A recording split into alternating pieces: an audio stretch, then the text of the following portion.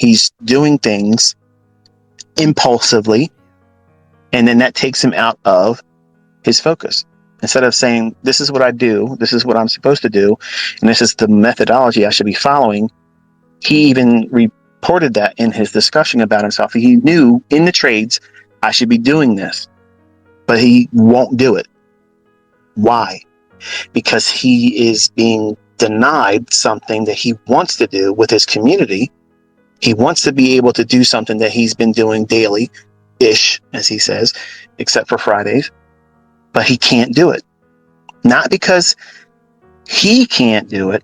He can't do it because he's being denied from an outside source, which is the internet provider where he's at. So that sense of what? Frustration. That denial of something that would be reasonable to expect and something he's used to doing, he can't do it. So what is it doing? It's taking him out of his mental focus, his rule-based idea of what he should be doing, how to keep himself disciplined, and what it is that he should be doing when he's in a trade. That's what I find fascinating about him, because he's like a test tube for everybody to see. And it's beneficial for you. Who cares if he doesn't trade like us? That's not the point. Have I ever looked at him and said, look what he's doing wrong there? I haven't done that, and I don't want to do that. I have no intentions of doing that. I'm not trying to press on him to learn to be like us. And I saw some of you commenting, learn from ICT. Don't do that, please. You're going to embarrass me. That's not what I'm doing. Okay. I believe he is a great resource for studying the psychology of a trader. It matters not to me if he makes money or not. The fact that he's willing to spend the time that he does and then expressing his experiences, he's not holding it back. And I think that is a breath of fresh air for people that are learning how to do this. If you watch and listen to what he's saying, you're going to resonate with that, especially if you're trading before you're supposed to. Okay. I think that you will resonate with what he explains that he feels as a mental barrier and some of the things that he feels good about what he does. But mostly the struggles of finding yourself, especially in this type of volatility, because the volatility will make you fall in love with the potential of making a lot of money. Yeah, it's there. It's there every day. But this volatility is creating romances in many people's minds. And they're thinking, man, and I fell victim to it almost today. ICT almost got wrapped up in some love triangle shit. Okay. Michael, Missy, and the S&P. And I got news for you guys. My wife ain't sharing our relationship. Okay. There's no menage a trois with my wife. Okay. It's not going to happen. But that type of thing where men get wrapped up with their routine, if they get taken out of it, it takes us completely off our focus. And I think that's really what's going on with Corbs.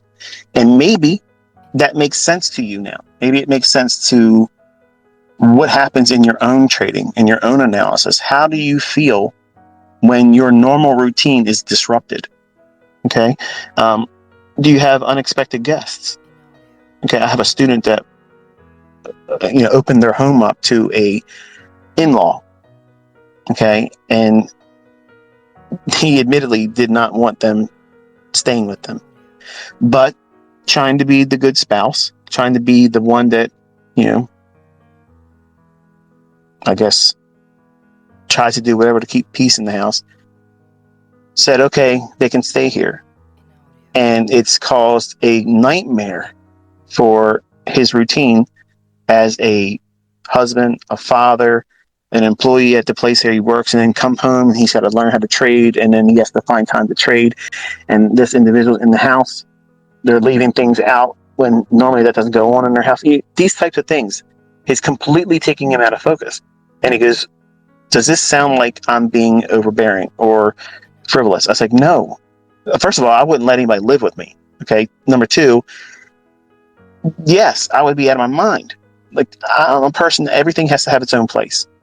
And if it's out of place, I'm going to know. And if it's disruptive, you need to sit down and say, hey, look, this is the way I need you to conduct yourself here. Because not only is it disruptive to me in my thought process, but once I'm out of whack, okay, and I'm not able to focus and I'm risking money. And I can't have you messing with my fucking money. Okay, that's just the way you got to say it. And get your permission from me that you can say the F word. But you got to find your own solutions. You got to find your own rhyme and reason as to how you find continuity in your own life. Because if you don't have continuity, if you don't have the means of adjusting and adapting to what's going on, it's going to take you out of your focus. And you'll have these same types of things that Corbs has been talking about in his last two videos. And I think that's such a great teaching tool. It's such a great, foundation to trader psychology, because that's rarely tapped into. Rarely is that ever really brought up as a means of undoing oneself in the marketplace. Because I had done that to myself when I was in my 20s. I did not understand the impact of something as simple as I'm not able to do what I'm supposed to do normally. So what am I going to do? I'm going to look for a feel-good victory. I want a Rocky moment. Well, if you remember in Rocky 1, Apollo fucked him up. He didn't win. He got fucked up. So yeah, he survived, but he didn't get no championship. He got his ass whooped. So just remember, that's what it's going to most likely feel like. You're going to get in there and you might do a good job of slugging it out, but you're going home fucked up. So you got to stay focused. You got to stay focused, understand why you're doing it, and don't get taken out of focus. And if it's your routine, it's all out of whack, something's bringing, inconsistency and disrupting your continuity in your everyday life, that right there is a warning sign. Do not go in if you feel like you want to get, revenge, or you want to feel good moment. You want to feel like an attaboy or attagal, like you did something great. Don't look to the market for that feel good moment. Don't ever look to the market like that. Now, if you do something and you feel good, there's nothing wrong about that. But don't use that as your inspiration for going in and trading. Because if you do that, what's going to happen is, and I'm closing on this point, you're going to trade more times than you're supposed to or should. You're going to use more leverage. And chances are you're not going to use a stop loss effectively or at all. Because you're going in with a one-sided perspective that it's only going to work out in your favor. Because you need it to, psychologically and emotionally, you need that victory. And you cannot envision anything but that. Now, what did you just do? You created the invitation, VIP invitation to that brokerage firm, sending your ass home with a blown account. Because that's exactly what that recipe brings you. In stunning fashion. I've done that when I was 20 years old. Everything that I did in those instances resulted in a losing trade, and it would be a bigger trade with more leverage and no stop loss. And soybeans closed me out. That was it. Wrapped up. Run up and done up. And that's what's going to happen to any of you if you don't listen. Because you're not thinking clearly and you're doing all the wrong things, but it's not going to feel like that, because in your mind, all I need is this feel good moment. No. Stop that. That's bullshit. You're bullshitting yourself. Nobody's there to tell you this. I'm telling you right now, you're full of shit, because if you get away with it, then you're going to do it again. And then what's going to happen is going to burn your ass at a later time. So the worst thing that can happen is if you win. If you make money in that instance, that's the worst toxic thing you could have done to yourself. Because you'll make that mistake again. And you don't want to make that mistake. So I'm telling you, don't look at the market like that. Don't come home pissed off because your boss maybe leaned on you, okay, or denied a vacation, or gave a promotion to somebody else and you've been working hard and you deserve it, okay, or you just don't like where you're at. You're pissed off. You came home in traffic. Somebody, bumped in your car, you had an accident or something. Now you need to do what? You need to feel rewarded for putting up with all the bullshit of everyday life. And you're going to treat the market like the lottery because you deserve the win today. Well, you don't deserve the win. Nobody deserves the win. You earn that. Okay, there's no deserving shit. Okay, you earn it. But you cannot earn it consistently if you're doing dumb shit. And dumb shit's going to be a result of you going in, looking for a feel-good moment while your personal life is in disarray. And it may not even be that big of a deal, but in our minds, you know, your spouse did something stupid. Now I'm going to tell you, this is one thing that's going to be looked at by you all like, really? That's a big fucking deal, this guy? I have a lot of books. And my books, sometimes, if I'm reading them, I'll place them down and I'll walk away from them. And they have to be exactly how I left them. If someone's moved them, my mind's going to be thinking, okay, they opened them up and the page I have with a marker on them has been moved. Because my youngest son, he's a touchy-feely kind of guy. He's wanting to touch everything, move things around, look at shit, you know, and I love him to death, but I can't, my mind won't let me do that. So that one little thing, if that happens before I get into the PM session, because I homeschool, that's going to be in my mind. Like, shit, he moved my placeholder. Now I got to go through and find, like, that's all it takes for me. That's all it takes for me. So it's a real hard thing living with ICT. Living with ICT would be a crazy ass sitcom. Like, it would be nuts. You would really understand how hard it is for me to manage. Like, you ever seen Howie Mandel? He does a really good job of hiding his mental illness. But when he's open about what he lives with, like, it brings me to tears all the time because I know what that feels like. Like, I know what it feels like to live with this. And to be able to sit down and separate everything else that's going on in the world and my own personal life, and the only thing that matters is these candlesticks. What is price doing right now in this time interval? Where is price at? How can I implement what I know? What's the algorithm going to do next? And I have no correlation to why I'm doing something as a reason for feeling good about what's happened in my life. That's a wrestling match all the time. And it's every day. It's an everyday instance. So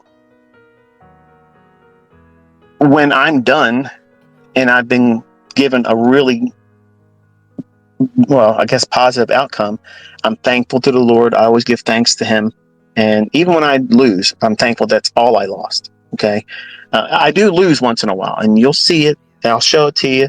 But when it happens, I'm thankful that I don't lose as much as I could have on days like today. Like today, I could have been in there doing a lot of things to run up the account. But let's just say that trade that I was long in, that I left that limit order in and I would have never been filled. And I second guessed it just for a second because I was talking to my son, because many times I have to tell Caleb, listen, don't talk. Just listen to dad. I'm going to give you the dialogue because if you ask me any questions right at this moment, it's going to distract me and I won't be able to focus. And if I lose money, then I'm going to be angry. So that way, you know, I won't have any reason for feeling angry at you or the instance of you asking a question. I want you to know what your question is going to be asking. Like, I want that answer given to you, but just let dad do what he's doing. And let me finish what I'm doing, and then I'll give you the time to any questions, anything you want to ask me, then yes. But if you ask me a question when the market's moving, that's going to completely take me out of focus. And that's one of the things that was very hard for a lot of my students when I was doing the first year mentorship, and I was trying to sit down with them at price. And I was outlining what it's going to be like for them to sit in front of price and what they're going to be feeling, what this looks like. And kind of like pantomiming the student sitting down in front of charts, and this is what you should expect. This is what you're going to be feeling. Then I got 865 people asking me, you know, what about this? And why'd you let this happen? You didn't buy here. Why did this happen? Is this an order block? What's this? And I felt like I needed to answer every single one of them, but I couldn't. And it was just like, I'm like a deer in headlights. And I'm caring more about their questions that I can't answer versus watching price. And it was a nightmare. I will never open myself up to that again, because it's just, I can't focus. I cannot focus. Contrast that with what you see me doing with a live account. You can see my entries. You can see how I'm managing the position. Like clearly these things work. I know how to trade, but I cannot trade if I have someone in my ear constantly, hey, what about this? What about that? Why do you do this? Can this be looked at? Can you trade this? What about gold? I'm looking at the S&P, or I'm looking at, forex, and these folks come up to me all the time. Hey, what about gold? Or what about dollar yen? Man, don't talk to me about no fucking yen. I don't want to hear about yen. I can't fucking stand yen. Okay, it's so heavily manipulated. I don't like it. I can't stand it. So you're gonna find all these little things in your development that set you off. These little quirky ass shit that just takes you completely out of your focus. And you'll probably have those experiences that Corb's is explaining in his dialogues, saying that, hey, look, this is the way it is. I'm having a struggle with this. And the best thing you can do is be honest like him. Be honest with yourself. And I want to ask him, and his comments probably tonight before I go to bed. I'll go to his channel and post a comment on this most recent one and ask him if he journals. I don't think he's been asked that. If he has, I don't know if he's answered if he does or doesn't. But I think it would be interesting to see if he journals. And if he journals, does he record what it is that he feels and how he reacts to all those things? But, we'll see. We'll see what happens with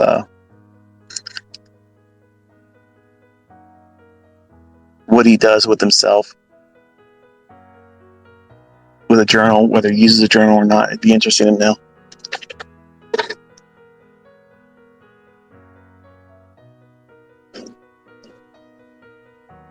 But I think this is going to close this one.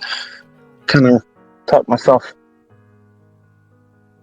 to a point where I'm ready to go home and stretch out, grab a shower. I spent probably a little bit more time talking than I should have tonight. But I got a lot of things off my chest. Maybe this was entertaining to you. Maybe you found something insightful from the discussion. If not, I apologize. I didn't mean to waste any of your time, but I think that if you found something in this, I think it'll be helpful to you going forward. And I'm sure I'll be tickling your Twitter tomorrow.